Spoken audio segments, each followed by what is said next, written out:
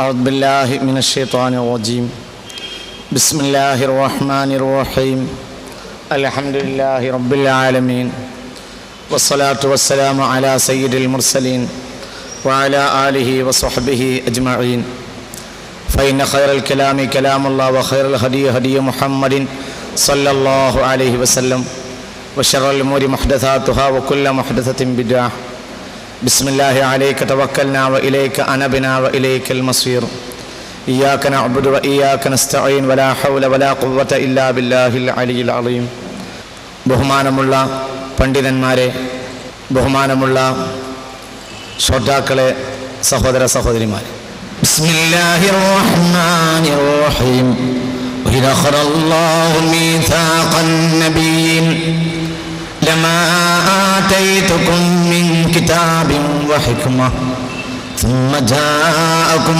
رسول مصدق لما معكم لتؤمنن به ولتنصرنه قال أقررتم وأخذتم على ذلكم إصري قالوا أقررنا قال فاشهدوا وأنا معكم من الشاهدين. ഒന്നോടി നോക്കി എൻ്റെ കൂടെ.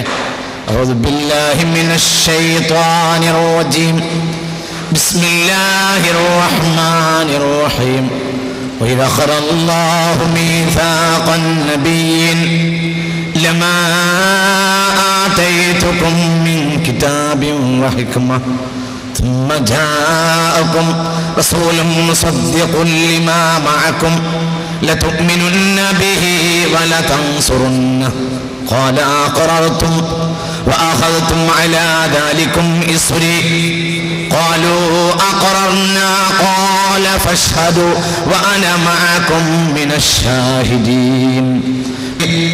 سلام عليكم يا رسول سلام عليكم يا حبيب سلام عليكم صلوات الله عليكم. ആരാണ് മുഹമ്മദ് മുസ്തഫ സ്വല്ലല്ലാഹു അലൈഹി വസല്ലം? സൂറത്ത് ആല ഇംറാന്റെ 81-ാമത്തെ വചനം അല്ലാഹു പറയും, വഇദ ഖറല്ലാഹു മീസാഖൻ നബിയ്യീൻ, പ്രവാചകരോടൊക്കെ അല്ലാഹു തആല ഒരു കരാർ പിടിച്ചു വാങ്ങിയ രംഗം നിങ്ങൾ ഓർക്കേണ്ടതാണ്. ആരാണ് മുഹമ്മദ് മുസ്തഫ? ഓർക്കങ്ങോട്ട് സ്വലാത്ത് ചൊല്ലും, മുഹമ്മദ് മുസ്തഫ. ആരാണ് മുഹമ്മദ് നബി എന്ന് ചിന്തിക്കുക. സ്വല്ലല്ലാഹു അലൈഹി വസല്ലം. വഇദ ഖറല്ലാഹു മീസാഖൻ നബിയ്യീൻ, പ്രവാചകന്മാരോട് മുഴുവനും പിടിച്ചു അല്ലാഹു പിടിച്ചു വാങ്ങി. മീസാഖ, ഒരു കരാറിനെ, ഉടമ്പടിയെ, അന്നബിയീൻ, പ്രവാചകന്മാരോട് ഒന്നടങ്കം. Except one, Muhammad Mustafa. 1,23,999 പ്രവാചകന്മാരെയാണ് ഇവിടെ ഉദ്ദേശിക്കുന്നത് എന്ന് എല്ലാ തഫ്സീറുകളിലും കാണാം.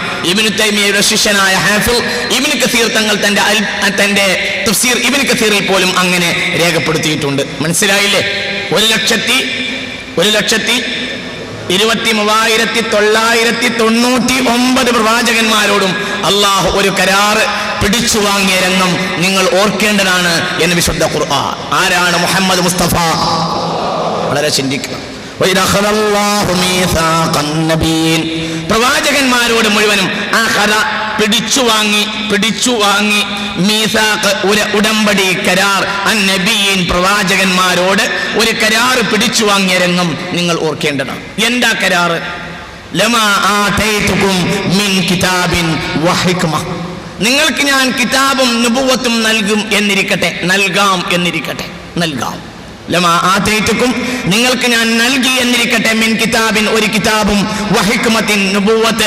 ഹിക്മത്ത് എന്ന വാക്ക് നുബുവത്ത് എന്ന അർത്ഥത്തിൽ ഒരുപാട് സ്ഥലത്ത് വിശുദ്ധ ഖുർആനിൽ കാണാം. ബഹുമാനപ്പെട്ട ദാവൂദ് നബി അലൈഹി സ്വലാത്തു വസ്സലാമിന് നുബുവത്ത് നൽകി എന്നിടത്ത് ഖുർആൻ പറയുന്നത് വആതാഹുല്ലാഹുൽ മുൽക വൽ ഹിക്മത വഅല്ലമഹു മിമ്മാ യശാ എന്നാണ്. അപ്പോൾ ഹിക്മത്ത് എന്നാൽ നുബുവത്ത് എന്നർത്ഥം. ലമാ ആതൈതുക്കും നിങ്ങൾക്ക് ഞാൻ നൽകി എന്നിരിക്കട്ടെ മിൻ കിതാബിൻ കിതാബ്. കിതാബ് എല്ലാ പ്രവാചകന്മാർക്കും ഉണ്ട് കേട്ടോ. കിതാബ് 4 എന്ന് മനസ്സിലാക്കണ്ട. എല്ലാ പ്രവാചകന്മാർക്കും കിതാബുണ്ട്. അതെങ്ങനെയാണ്? നേരിട്ട് നൽകപ്പെടും ചില ആളുകൾക്ക്, മറ്റുള്ളവരെ അതിന്റെ പ്രചാരണത്തിന് വേണ്ടി ഏൽപ്പിക്കപ്പെടും. ഫലത്തിൽ എല്ലാ ആളുകൾക്കും കിതാബ് ഉണ്ട്. ഇന്നത്തെ ആലിമിന് കിതാബുണ്ടല്ലോ. എന്താ കിതാബ്? വിശുദ്ധ ഖുർആൻ. എന്നാൽ അയാൾക്ക് ലഭിച്ചതാണോ? അല്ല. ആർക്ക് ലഭിച്ചതാണ്? മുഹമ്മദ് മുസ്തഫ.